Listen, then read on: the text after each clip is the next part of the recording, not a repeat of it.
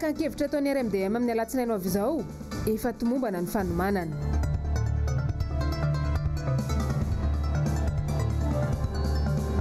Joseph Yolande tsy mifanaraka amin'ny filan'ny vahoaka ny politika ny fitondrana.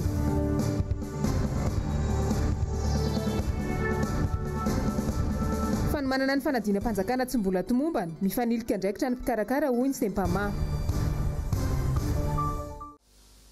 Magnano mbola tsara tsika jiaby izay manaraka ny fahitalavitra MBS amin'ity matinaly ity androany sabotsy fahavalo ny volana aogositra taogno 2024 tonga soa eto amin'ny fotoana ny vaovao asaina ampanajana anao anaraka izany hatramin'ny farany. Araka nefa mahazatra antsika dia andesina manomboka ny vaovao aloha ny famintinana ny tatitra makasika ny antotanisa ny valanaretina coronavirus eto Madagasikara. Noro fitiavana sy Mathieu Prince no mitatitra ny andindiny izay. Ny ampy 424 indray ny tranga o coronavirus eto Madagasikara androany sabotsy 9 aogositra 2024 tamin'ny fitiliana natao misa 4,700. Mitotaly 2,700 sy 2,000 real izany zao ny fitambaran'ny olona avo eto amintsika. Ny ampy 2,0 ny sitrana ka lasa 4,900 sy real. Ny ampy 2 ny forme grave ka lasa 5,70. Ny ampy 4 na moniainy ka lasa 2,70. Ny 3 avy eto Analamanga, ny 2 Vakinankaratra, ny 1 Matsiatra Ambony. Mbola misy 7,70 sy 2,000 ireo manaraka fitsaboana eny anivon'ny hopitaly. Amin'ireo tranga vaovao 4,700, ny 7,20 eto Analamanga, ny 20 Vakinankaratra, 1 Atsinanana, 4 Alaotramangoro, 5,20 Matsiatra Ambony, 4 Amoronmania, 2,20 Boeny, 1 Atsimondrefana, 3 Anosy, 4 Ambositra. Ny 7,20 Martsa hatramin'ny 7 Aogositra 2024, mitotaly 7,17 sy 7,4 ny fitiliana PCR vita. Mitotaly 2,50 sy 3 kosa ny fitiliana tamin'ny Gene Expert ny zoma 9 Aogositra. Antotanisy avy amin'ny Siseo Ivato androany. Ny tontolon'ny politika no andesitsika manomboka ny vaovao amin'ity androany ity nisy ny tafa ho an'ny mpagnano gazety izay nataon'ny RMDM na ny rodoben'ny mpanohitra ho an'ny demokrasia eto Madagasikara tetsy amin'ny QG-ny eny Belera tamin'ny androany. Votoatiny izany ny fiatrehana ny fakan-kevitra izay ho tanterahana amin'ny alatsinainy ho avy izao. Mitatitra izay vaovao izay Germain Omenjanahary sy Tahiriny Anaranariny. Arfanina ho an'ny mpitondra miaro ny tompon-tsom-bahoaka no fototra ijoroany ny mpanohitra izay mivondrona ao amin'ny RMDM. Androany dia nanamafy izy ireo fa tsy emitra ny fakan-kevitra sy ny loabary-andasy izay karakaraina ny alatsinainy izao. Noho ny fanampahan-kevitra mbola tsy mazava raisy ny fitondram-panjakana satria hatramin'izao ora itenenanao izao dia tsy mbola nivoaka ny didy na itoy ny fihibohana na tsia. Izay eto anivon'ny fanoherana dia naky izao fanampahan-kevitra izao. Araka ny ampitenenana malagasy manao hoe ny endro modivoky fa ny adala misesika ihany. Tsy akatahaka ny sasany izay ka nandray reto fepetra manaraka reto. Tsy hitondra ny vahoaka ho amin'ny loza teraky ny arety mandripaka mihitsy ny eto anivon'ny fanoherana fa manaja tanteraka ny fepetra ara-pahasalamana. Ny hain'ny vahoaka no ambony ka ny hetsika lehibe izay efa voaomana ho atao hanehoana ny tsy fakasitrahana izao zava-mitranga eto amin'ny firenena izao dia haemitra aorian'ny fihibohana. Ny fivoriana isam-bomera kosa izay mitsinjara enina, vomera fahasalamana, vomera sosialy, vomera toe-karena, vomera politika, vomera ny lalàna, vomera ny serasera sy ho fankalazana ny tsingeritaona ny orenan'ny RMDM dia ho tanterahana ihany amin'ny latsinainy 10 ny volana aogositra 2024 izay manomboka amin'ny 7 ora maraina araka ny toerana efa voatondro dia Foibe Belera. Ho fanajana trano ny lamy mara-pahasalamana nefa dia noferana tsy ohatry ny 50 isaky ny efitra isaky ny vomera voalaza etsy ambony. Noho izany dia manan-kery avokoa ny fanasana efa nizaraina taminareo filohana toko fikambanana ary sokajin'olona maro samihafa izay hanatrika izany asam-bomera amin'ny alatsinainy 10 aogositra izany. Misa iray alina no namaly ny antso rantaremarika azy farany. Tanjona hatrany ny fahazahoana ny hevitry ny maro ho an'ny fanavotana ny firenena izay latsaka ao anatin'ny krizy amin'izao fotoana izao. Teny ihany moa dia nanararoatra ny resaka tamina mpanao politika raiky ny mpanao gazety ny MBS tamin'izany no nanasiana resaka ny fanakanana ny lesoka amin'ny fitantanana ny firenena izay misy ankehitriny. Mbola Germaine Omenjana ary hatrano mitatitra n'izay vaovao izay eo amin'ny sary ny tahiriny anarana ary niriny. Mahantra ny firenena, sahirana ny vahoaka malagasy. Tsy manaraka ny filan'ny vahoaka malagasy ao anatin'ny fahasahiranana tanteraka, ny politika izay apetraka ny mpitondra.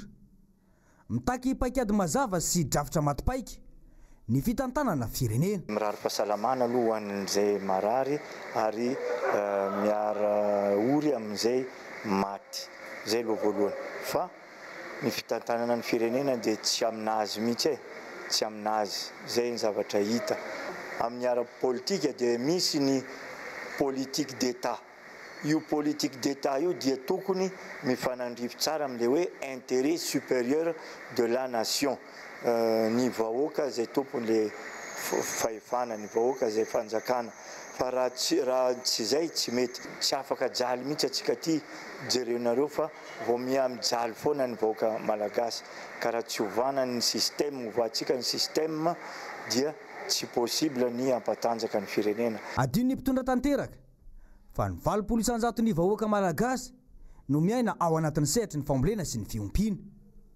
Ambany zavatra tanteraka nefa izany amin'ny fitondram-panjakana. Ny fananatsika tany, fananatsika rano sy ny sisa dia tokony haitsika ny anao an'izay sy ny sisa. Mila vary afarana dia ny olona akaiky ny mpitondra no manafatra an'iregny vary regny dia zarizaraina ny firenena zany dia ny vahoaka ny tompony fahefana, ny vahoaka no fanjakana dia tokony jerentsika akory atao amin'reto 25 millions de malgaches zay miaina eto Madagasikara fa tsy olona 100 000, olona 200 000 no omena vahana. Tadidio tsara fa Madagasikara dia anatin'ny firenena 7 manan-karena indrindra eto ambonin'ny tany raha rena ankibon'ny tany sy ny sisa. Kanefa atsika any amin'ny farany any amin'ny fampandrosoana. Fa lafim-baovao mahakasika indrindra ny resaka sosialy dia baraingo tanteraka ny hoavin'ny malagasy amin'izao fotoana manampitrotraka ny krizy ara-pahasalamana sy ny krizy ara-tsosialy. Ny toana avy amin'ny fanjakana mahabe resaka satria tsy mipaka any amin'ireo tena lasibatra izany, rariny raha mimenimena araka izany ny vahoaka. Nanao fanadihadiana manodidina an'izay androany Mirado Rabenjamina sy Andry Rakotomalala. Latsaka kanterena tanteraka ny firenena amin'izao fotoana. Ny fitantanana tsy misy mangarahara, any ka miatraika amin'ny aty vilanin'ny tsirairay. Fa diralovana ny vahoaka. Mandodina amin'ny akamaroan'ny tokantrano raha fahantrana. Efa tsy ny mpanohitra intsony zao no mijoro, mitabataba milaza ny tsirariny, fa efa ny vahoaka malagasy mihitsy. Na misy aza ny karazana famoretana sy fampiororona amin'ny fahalalahana amin'ny teny. Mijoro, mamosaka ny tena marary azy amin'ny alalan'ny hetsika maro, toy ny fananganana saina fotsiny vahoaka. Naomby n'ilay resaka hoe atsangan'ny ny saina iny. Fa za miteny anareo, tsy voatery mpiandany politika vao nanangana an'ilay saina. Fa tena efa latsaka katerena ny olona. Azonao saitsainina ve olona mba nanana ny asany, manana ny maizy azy, voatery mivarom-pananana noho ninona, tsy afaka hijery mivady amanjanany tsy mihinana. Nefa mbola teren'ny fanjakana ihany fa le any amin'ny trano hazo kely, any amin'le trano ratsiratsy, reny ihany ny everina fasahirana, tsy atopoko. Tena ny malagasy manontolo ny trapom-pasahiranana. Za zao tatana orinasa fa miteny anao 5 volana ny tsy ampididy tsy mampiditra. Azonao refesina amin'izany ny fakana. Fa vaovao mahakasika ny politika hatrany manoloana ny zava-misy izay lalovan'ny firenena ankehitriny dia ny ady amin'ny valanaretina Covid-19 izany manakambara ny avy eo anivo ny hetsiky ny mpitondra fivavahana araka izao fanadihadiana nataony Noro Fitiavana sy Mathieu Princy androany izao. Ansoavy nataony avy amin'ny hetsiky ny mpitondra fivavahana amin'izao fisiny aretina Covid-19 eto amintsika izao ho an'ny malagasy tsy ankanavaka ny mpanao politika ny mpitondra fanjakana. Antso ny amin'ny ampitsarana ny resaka fifanenjehana sy ny fifamalina ary ny fanazavana ara-politika mikasika ny famongorana ny valanaretina. aoka hivondrina ny rehetra hoe ny fanambarana hiara isalahy amin'ny ady amin'ny koronavirus ka tokony atao lohalaharana amin'izany ny fampivondronana ny mpitsabo rehetra ireo mpitarika miany vahoaka tokony ho lohalaharana ho mpampivondrona eto ny fitondram-panjakana raha ny fanazavana zava-dehibe ny fampanantonana ny vahoaka ny resaka fitsaboana eny anivon'ny fokotany sy ny tanàna ny faritra ny hoentomanana kosa raha ity fanambarana ity hatrany dia tokony hifandrombona ny fanjakana ny resaka vola ny fitaovana ny fanafody ny tambo-karama mo an'ireo mpitsabo ka hifantoka amin'ny fanohanana ny mpitsabo ny fampitaovana medikaly ary ny fandraisana ny tanàna ny marary ny fandanim-bola amin'ny ankapobeny anisan'ny vokatra andrasana ny amin'izany ny firaisan-kinam-pirenena amin'ny fisorohana sy ny fanasitranana ny firenentsika ny etsiky ny mpitondra fivavahana tarihin'ny mpitandrina Philbert Ramamonjisoa sy ny mpitandrina Roger Andriamsata no nampafantatra izany tao amin'ny pejin'izy ireo. Fa nitoy androany ny etsika ireo mponina ao amin'ny fokotany Tsararay eny Ambohimanarina eny manoloana ny tsy faneken'izy ireo ny fanoloana ny lehibe ny fokotany ao an-toerana. Nijery izay zava-nisy tany izay androany nomena Andriamanamisata sy Tokira Marolahy. Tsy nisy ny fankahakevitra amponina ao amin'ny fokotany Tsararay Ambohimanarina fa avy hatrany dia nitotosaina androany maraina ny famindrana fahefana eo amin'ny sefim-pokotany taloha sy sefim-pokotany vaovao.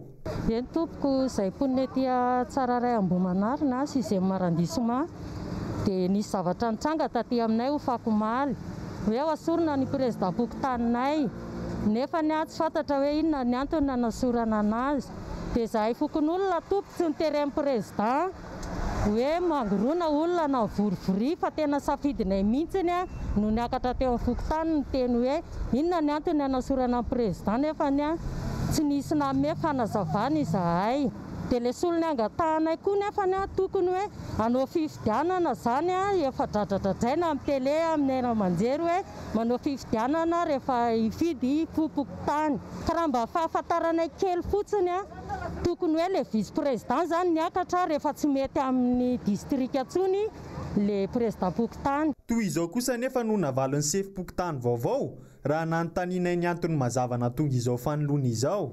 Amin'izao retenenako aminareo izao efa milamina izahay efa vita amin'ny passation anay tsisy olona mikorotana antsony eto aminay satria etaetan'olona avy any ivelany reny hoe inona ny antony fa rehefa mifanazava izahay teny amin'ny district teny amin'ny firaisana ny antony tsy avy aminay mihitsiny fa ny any ambony any no mandidy an'ilay zavatra hoe tia misy taratasy midina dia izao ny zavatra nisy na izahay teto arany izay mampatonga an'ilay olona hoe inona ny anton'ilay izy dia président moa efa naheno an'ilay izy président taloha dia hoe izao ny antony manazava aminazy. Fa iresaka vaovao hafa isika anatin'ity fanadihadiana manaraka ity tsy tanteraka ny fihaonana nokasain'ny randrana sindikaly UZAM SVS natao tamin'ny Prime Ministra omaly teny Mahazoarivo. Etsindanin'izay anefa fantatra fa amory mpanao gazety ny eo anivon'ny KNAPS amin'io herinandro avy io. Miradora Benjamina sy Andra Kotomalala no mitondra ny andindinin'izay. Efa nankatoavin'ny filan-kevi-pitantanan'ny KNAPS le sosikevitra ampindramam-bola ireo mpiasa tsy miankina mpikambana ao amin'ny KNAPS. Na eo aza ny fanoheran'ny randrana sindikaly ity tetikasa ity dia ho fantatra tsy ho ela ny andinindininy ity fampindramam-bola ity. Makasika ny fanampiana zany izay nolazainy ny filoham-pirenena io zany dia eo an-dalana zany ny KNAPS amin'izao fotoana manao an'izay fifampidiniana izay. Araka ny teneniko anareo teo ny fifampidiniana tsy ny KNAPS rery manapa-kevitra fa miara-midinika ny fanjakana ny mpampiasa ary mipiasa dia manome fotoana anareo zay amin'ny herinandro hiverina ifampiantsontsika dia hanome anareo zany any hoe andinindininy izay tapaka niaraka tamin'ireo telotontareo zany. Roa hetsy hatramin'ny 10 hetsy ariary no azo indramina ho an'ireo mpiasa very asa ary averina manomboka ny volana janoary 2024 zany. Mitsipaka izany moa ny randrana sindikaly satria everin'izy ireo fa volan'ny mpiasa ihany no anajana azy. Ity randrana sindikaly ity moa dia nikiasa natitra sy ny voangina atao amin'ireo tompona andraikitry ny KNAPS omaly. Voasaka ny mpitandro ny filaminana izy ireo. Ny azo ny teny Mahazoarivo indray nangataka ny iona amin'ny Prime Ministre fa mbola nandamoka indray koa io fikasana io.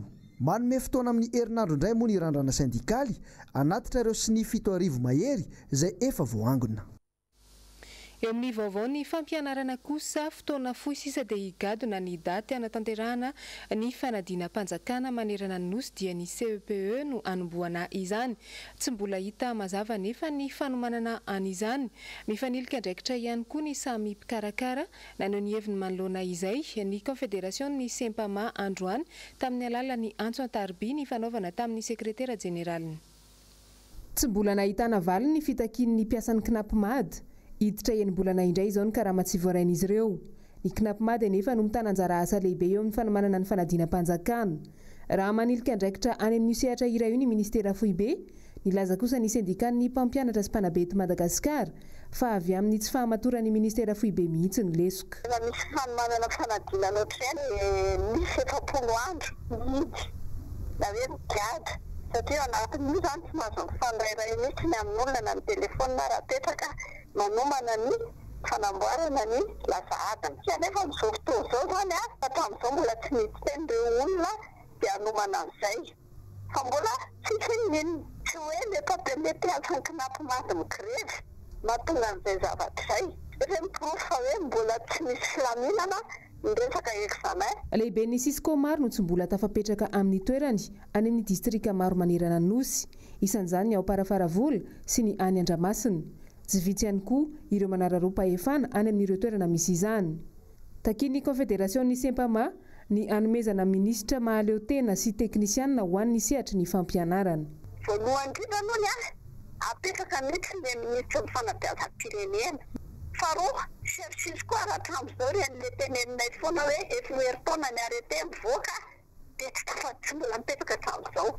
Iza nefa mikarakara ny examen ny midintsinika amin'ny ambaratonga any, Sisco. Efa nilaza ny Sempama fa tokony hanapa-kevitra hiditra amin'ny fialan-tsasatra ho an'ny mpianatra ny ministera miaraka amin'ireo sekoly rehetra manerana Madagasikara mandra-pila amin'ity ady amin'ny valanaretina ity. Tsy atahorana ny sin'ny taona fotsy fa ahemitra fotsiny ihany ny datim-panadinany. Azadiny fa ilaina zany ny fanomanana an'ireo ankizy ireo satria zava-dehibe mihitsy ny zavatra atrehan'ny ankizy zany nefa ny zava-misy eto amin'ny firenena zany efa mitaitaina daholo na ray aman-dreny na mpianatra ary mitandona nety fanadinana ho atao any ny fanadinana amin'ny voalohan'ny volana septambra. Trimestre anankiroa zany ny atao dia mba eritreretra zany manahoana ny lanja an'izay rehefa avy eo. Afaka herintaona roa be indray mialan-daharana eo satria tsy maharaka. Ankehitriny dia terenankolaka hitety fokontany ny mpampianatra mpiasa-panjakana eny amin'ny lycée sy ny CEG anatanteraka ny fanisambahoaka izay tsy tokony ho anjaran'izy ireo akory. Tsy misy anefa ny fiarovana amin'ny valanaretina omena azy ireo. Eo amin'ny tontolo ny fahasalamana kosa no anohizantsika ny vaovao. Androany dia nitafa tamin'ny mpagnano gazety teny amin'ny Amadia izay ivitoerana iray fandraisana ireo olona misy diabeta sy anaovana ny fitiliana diabeta ny talen'ity hopitaly ity. Ireo fihetsika tokony hananan'ireo diabetika no entiny Ravo Razafy-Mahenina sy Toky Ramarila amintsika. Hatramin'ny nitrangana coronavirus teto Madagasikara, nahitana fiakarany olona manao fitiliana diabeta noho ny tahotra ny aretina. Ino izany ihany misy ilay fanentanana ilay andreny ilay olona diabetika indraindray ilay ino amin'ilay coronavirus matetika mahatonga ilay forme grave. Moa zany ohatra manala hoho azy zao iny dia tsy ala ny voatsindrona kapongo ilay dia tonga dia namorona ana be tonga dia mivadika firy zany ilay izy. Totr'izay dia tsindrona kely koa dia ohatr'izay ilay izy dia izay no eritreretika mety sao dia misy diabeta ary. Raha manaraka ny geste barrière zany dia ohatrany tsy dia misy atahorako satria tsy misy mahasamihafa na amin'ny olona rehetra akory. Raha tsy dia tena hoe marary za tsy marary fa tonga aty amin'ny hopitaly fotsiny manao contrôle. Sambolina fa hatramin'izao aloha salama fa tsy isy atahorana. Mahatratra 20 isatra amin'ny 100 isan'andro eo no tonga eto Faravohitra manao fizaham-pahasalamana na manao fitiliana diabeta. Misidra olana ihany anefa ny ankamaroany lasa enta mavesatra ny tsy fampiny vola, ividianana fanafody na kosa arandalana entina mivezivezy manao fizaham-pahasalamana. Betsaka amin'ny diabetika no manao rupture de traitement ny filazantsika na manapaka ny fanafodiny noho ny reto antony anankiroa reto. Na le olona tsy afaka manantona ety amin'ny Amadia noho ny tsy fisiany fiara fitaterana, na le olona tena sahirana arabola dia tsy afaka mividy fanafody. Ary izay moa no antony lehibe anankiray na tonga ny Amadia nanolotra glucomètre tamin'ny alakamisy teo, raha hitantsika tadia tamin'ny alakamisy teo, nanolotra glucomètre ao ministère fahasalamam-bahoaka ho aparitaka eny amin'ireny toeram-pitsaboana fototra reny ahafahan'ny diabetika zany izay tsy afaka manantona ety mba manantona an'ireny toeram-pitsaboana fototra ireny. Nananakorotan-tsaina ny diabetika mihitsy ity valanaretina ity, kanefa ny zany ihany koa dia mampiezaka ny diabetika mba handamina ny tenany, satria ny diabeta tsy milamina dia mampirongatra ny infection, fa rehefa voalamina tsara ny diabeta dia azo atao tsara ny miady amina valanaretina rehetra, ary afaka miatrika ampatoniana ny atao hoe tsy mikaretina Covid-19 ity ny diabetika rehefa milamina tsara ny diabetany. Anivelena avokoa ny ankamaroan'ireo fanafody ho an'ireo marary eto amin'ny Amadia no hafarana.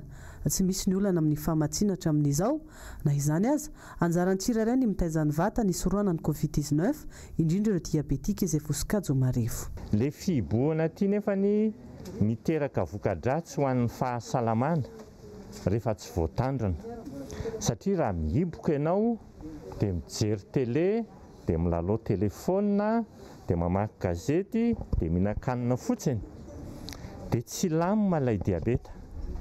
Fa ao anatin'ny fihibohana zany dia tanina mihitsy ny diabetika mampiasa vatana, mandanjalanja ny sakafo ara-pahasalamana, ary mampiasa tsy tapaka ireo fanafodina diabeta, ny fanafodin'ny tension, fanafodin'ny fosiny lalandra, tohizana araka ny tokony ho izy. Ireo zany tena zava-dehibe mihitsy ao anatin'ny antsoina hoe confinement na fihibohana ity. Eo amin'izay tontolo ny fahasalamana izay hatrany ho fanampiana amin'ny ady amin'ny aretina Covid-19 dia nanolotra fitaovana famindrahana fanafody sy ranom-panafody iadina amin'izany Covid-19 izany teny amin'ny Amadia androany ny avy amin'ny Lions Club. Teny an-toerana moa i Ravorazafy Mahenina sy Toky Ramarolay izay mitatitra ny vaovao. Anetsy isan-kerinandro eo teti-bola tokony atokana ho fanadiovana toy ny famindrahana fanafody ny eto amin'ny Amadia. Noho ny fisiana-tranga moa izay tsy latsaky ny 10 isan'andro, voatery mandray fepetra ny tompon'andraikitra ka mametraka fanafody 3 isan'andro ny toerana farafahakeliny. Tena zava-dehibe ho an'ny Amadia ny fahazahoanan'ireo fanafody hoentina manadio ireo, satria iarahantsika malala fa ty valanaretina Covid-19 ity tsy ny homanana, ary nefa ny anisany antsoina hoe valanaretina mahery vaika. Ny fanadiovana no fototra voalohany hoentina miady aminy. Ny sarana ny vidin'ny fanadiovana nefa tsy afenina fa tena lafo ary mavesatra. Ao anatin'ny ray andro mety ho intelo na inefatra aza rehefa misy toe-javatra mampiahiahy efa miroso amin'ny fanadiovana ny toerana. Dia raha hitantsika na ato amin'ny salle d'attente ara dia misy an'ilay appareil mandeha mamoaka setroka io izay purificateur d'air ilay izy mba hanadiovana ny rivotra ao anatin'ny salle d'attente. Noho izany indrindra mila tosika avy amin'ireo malala-tanana ny hopitaly hiarovana ny marary-tsabonao fa ihany koa hisoroana ny paritany aretina. Ka raha tonga zao aretina misy eto Madagasikara zao dia raha tsika mahalala fa anisan'ny olona marefo indrindra izay tena ataken'ny le Covid-19 dia ny olona diabetika isan'ny voalaza anatin'izay. Nohon' izany dia izahay mpikambana taty aoriana dia nanana eritreritra hoe mba hanao zay takatra zay vita zany mba hiarovana indrindrindra ny olona diabetika ato. Atokana toerana avy hatrany moa ireo mitondra ny tsy mikaretina ho any ireo manao fitiliana ety amin'ny Amadia, omena arivava. Ny tompona andraikitra avy amin'ny CCO kosa no mandray an-tanana azy ireny avy eo ary irarahana fanafody avy hatrany ilay toerana nisy ilay marary.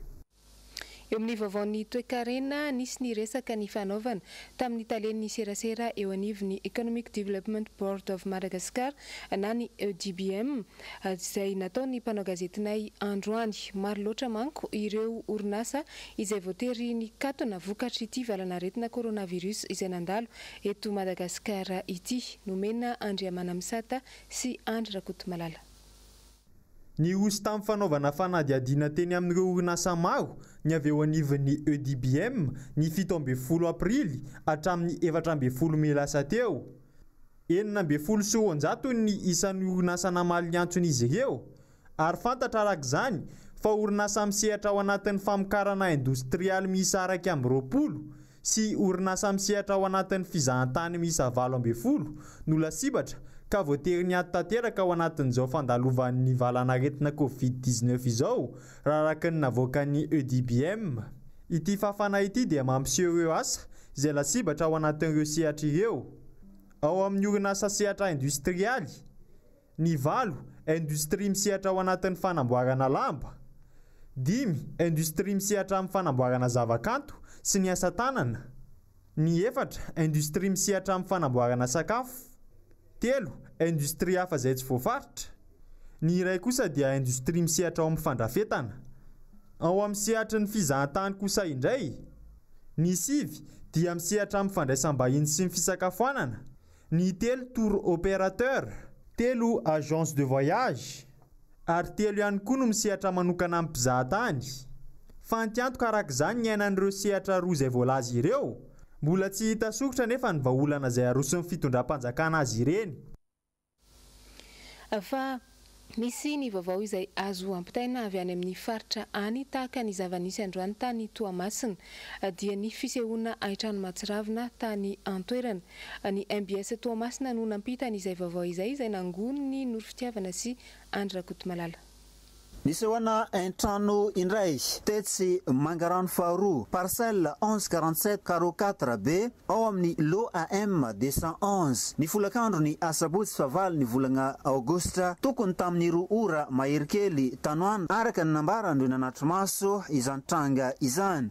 Mo zay mo andro toandro misy zavatra tena nipoka igny nanaitranay tao zay so atoritory de efa afa fanery nipoka igny moa vo iregny de zay vo taitra ny andakoro ny foha de zone nenay esa irana metan'olona mahita olona tanay may tsisy ndraisina karapanondra na ipetrahana raha zao tsisy naraka vola mahita olona ipetrahana raha tsy misy de mangataka fanampiana fanadedareo zay taditrano fana raha tsy mahita resaka hoe labasy. Noho ny fiarahamientana tamin'ireo fokon'olona moa dia voafeto ao anatin'ny fotoana fohy izany aintrano izany tetsy Mangarano Toamasina parcelle 1147 ao amin'ny carreau 4 iny. Tsara moa ny manamarika fa trano roa no kila forehitra tao anatiny izany ary traboina tanteraka araka izany. Ireo fianakaviana miisa 7 manao ansoavo an'izay malala-tanana araka izany izy ireo mba hanampy azy ireo ao anatin'izao fotoana sarotra izao. Mbola mitohy hatrany ny fikarohana an'ireo olona izay tsy hita popoka tao aorian'ny fipoahana ny tranga tany Liban hatramin'ny izao. Izay no entsika manomboka an'ireo vaovao avy any ivelany araka izao vaovao nangon'ny Noro Fitiavana sy Mathieu Princy izao. Olona mahery ny 80 amin'izao no tsy hita popoka mbola karohina mafy ao Beyrouth taorian'ny lozan-tranga tany Antoerana ny talata teo. Efatrandro taorian'ny fipoahana indrony sesy tao amin'ny serana Tsambo. Efa tafakatra 50 ireo namoiny ainy ary mahery ny 5 ireo naratra mafy tamin'izany. Antotanisa avy amin'ny ministeran'ny fahasalamana any Antoerana androany. Mpamonjy voina avy any Liban, France, Allemagne, Russie no miara-misala amin'ny fikarohana ireo olona tsy hita popoka sy ireo sisa tsy maty. Ponina anarivo no miandry fihetsiketsehana ao Beyrouth, fihetsiketsehana manohitra ny fitondrana. Ity farany izay nandany fanadihadiana iraisam-pirenena momba ity raharaha ity. Marina, fa efa mahery ny 20 izao ireo olona manandrara eny anivon'ny serana Tsambo sy ny Ladoany no voasambotra. Anisan'izany tale jeneraly ny Ladoany any Antoerana sy ny tompon'andraikitra ambony eo anivon'ny serana Tsambo. Raha tsy ahivana, vokatry ny fipoahana hitraty damoniao 770 taonina no anisan'ny antony nitarika tamin'ity loza Matsiravina ity. eo amin'izay sehatra iraisam-pirenena izay atrahany i Amerika Latina sy Karaiba indray izao no firenena voamafy amin'ny coronavirus maneran-tany rahantsika ny andindin'izay araka izao nangoniny noro fitiavana sy Mathieu Prancy izao. Mianaka izay tsy izy any Amerika Latina sy Karaiba ny coronavirus amin'izao ny 420 ny tany olona namoy ainy amin'ity arety mandoza ity maneran-tany dia hita any avokoa atao anatin'ny herinandro raha 504 alina namoy ainy maneran-tany dia ny 304 alina dia any Amerika Latina sy Karaiba. Efa mahery ny 5 faingo telo tapitrisa kosa ny tranga any amin'ireo faritra ireo ka ny 2.7 tapitrisa ao Brésil izay ahitana olona manodidina ny 1 hetsy namoy ainy. Fa ankoatra izay firenena fahatelo voamafy amin'ny coronavirus i Meksika maneran-tany efa nihoatry ny 5 alina ireo namoy ainy ary 702 sy 4 alina sy 4 hetsy ny tranga antotanisa avy amin'ny AFP. Averina hofitina aminao aloha ny tatitra ny antotanisa makasika ny coronavirus eto Madagasikara. Ny ampy 420 indray ny tranga ao coronavirus eto Madagasikara androany sabotsy 7 aogositra 2024 tamin'ny fitiliana natao misa 720 sy 700. Mitotaly 220 sy 700 sy 2.2 alina izany zao ny fitambarany olona vo eto amintsika. Ny ampy 210 ny sitrana ka lasa 4 sy 900 sy 1 alina. Ny ampy 2 ny forme grave ka lasa 570. Ny ampy 4 namoy ainy ka lasa 240. Ny 3 avy eto Analamanga, ny 2 Vakinankaratra, ny 1 Matsiatra Ambony. Mbola misy 770 sy 2 ireo manaraka fitsaboana eny anivon'ny hopitaly. Amin'ireo tranga vavao 420 ny 720 eto Analamanga, ny 20 Vakinankaratra, 1 Atsinanana, 40 Alaotramangoro, 520 Matsiatra Ambony, 4 Amoronmany, 220 Boeny, 1 Atsimondrefana, 3 Anosy, 4 Ambositra. Ny 720 Martsa hatramin'ny 7 Aogositra 2024 mitotaly 750 sy 700 sy 7 sy 4 alina ny fitiliana PCR vita. Mitotaly 250 sy 500 sy 3 kosa ny fitiliana tamin'ny Gene Expert ny zoma 7 Aogositra. Antotanisa avy amin'ny Siseo Ivato androany. Inany koa no nandesitsika namarina ny vaovao tamin'ny tiniany ity mankasitraka anao nanaraka izany hatramin'ny farany. Horonan-tsary no manana ho anao ny any matonaly izao ny mitondra ny lohateny hoe The Big Hit izay ahitana ny mpilalao horonan-tsary Mark Wahlberg sy Lou Diamond Phillips. Ho an'ny Amaray Alahady kosa dia misy ny horonan-tsary izay mitondra ny lohateny hoe Ordinary Love izay ahitana ny mpilalao Liam Neeson sy Leslie Manville. Dia mirary farany herinandro finaritra ho antsika jiaby ny tenako ary mametraka ny veloma mandrapitafa ho amin'ny manaraka indray. Samby atsara tompoko lahy sy tompoko vavy.